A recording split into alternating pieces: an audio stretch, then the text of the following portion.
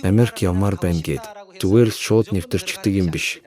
Янз бүрийн нарийн шат дамжлах, нарийн чанд журам байдаг. Үүн шиг намайг эзэн минь гэсэн болгон Тэнгэрийн хаанчлалд орохгүй. Тэнгэрийн хаанчлалд орохын тулд тодорхой болцлуудыг хангасан байх ёстой гэсэн үг.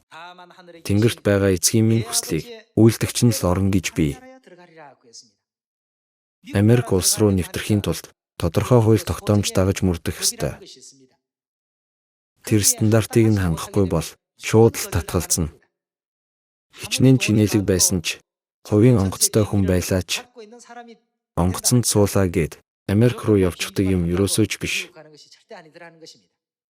Тэнгэрт байгаа эцгийн минь хүслийг үйлдэгч нь л орно гэсэн. Хүслийг үйлдэгч нь л юу авах боломжтой вэ? Тэнгэрийн иргэншил авах боломжтой. Тодорхой ирэх хэрэгтэй. Нөхцөл болцол шаардлагатай гэсэн үг.